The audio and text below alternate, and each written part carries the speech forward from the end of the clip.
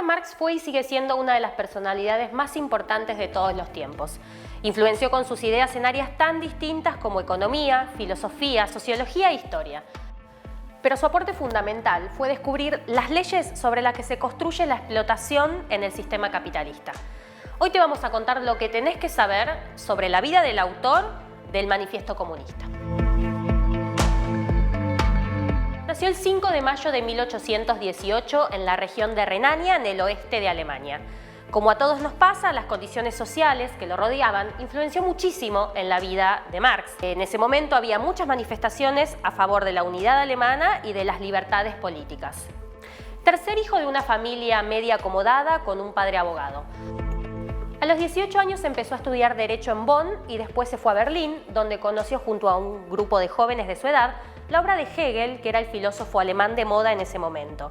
Era estudiado tanto por intelectuales de izquierda y de derecha. Finalmente, Marx se recibió de doctor en filosofía a los 23 años y por la fuerte censura en las universidades se volcó de lleno al periodismo.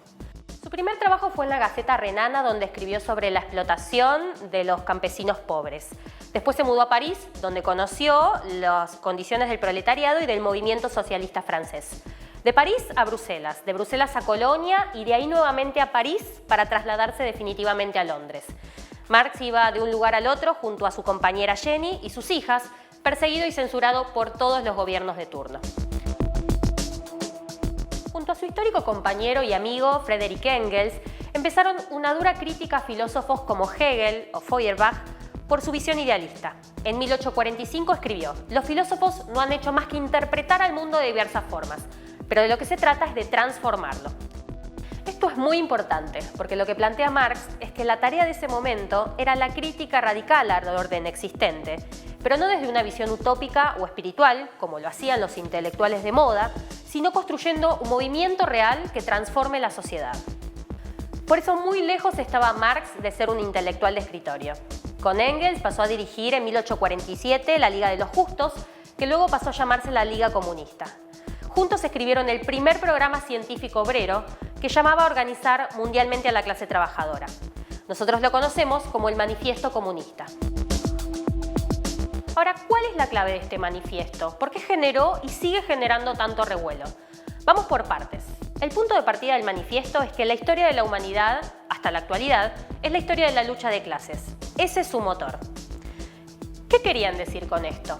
En la antigüedad, la sociedad se dividía entre libres y esclavos, patricios y plebeyos. En el feudalismo se dividían entre señores y siervos, maestros y oficiales, opresores y oprimidos. Las castas y las clases sociales se enfrentan y de esa lucha surge un nuevo sistema o una nueva sociedad, y así se mueve la historia. Marx no fue el primero en hablar de lucha de clases, e incluso muchos historiadores de la época ya usaban el término desde antes.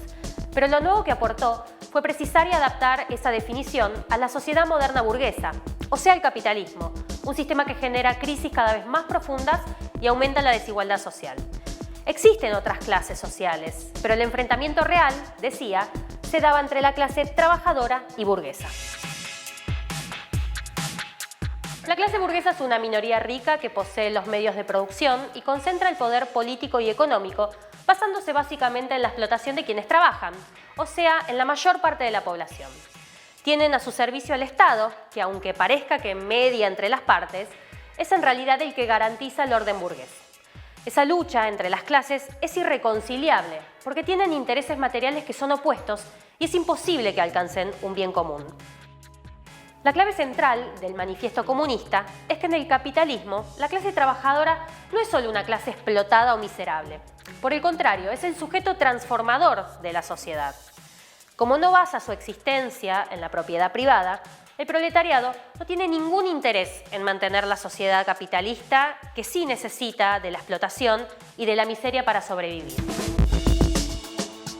El poder de la clase trabajadora se debe a su posición estratégica en la producción y en la circulación de todo lo que nos rodea. O piensen en algo que esté a su alrededor y que no haya sido producido por un trabajador. Pueden controlar o frenar la producción, pero también la pueden potenciar a favor de millones, socializando los enormes beneficios de la ciencia y la tecnología. tienen a su favor los resortes para revolucionar la sociedad sobre estas bases. Por eso para Marx, el comunismo no era una idea utópica o abstracta, sino un movimiento real que acompaña el desarrollo social con el objetivo de alcanzar una sociedad sin clases sociales, sin Estado, sin explotación ni opresión. Para esto la revolución tiene que imponer la dictadura del proletariado, es decir, el poder en manos de los trabajadores.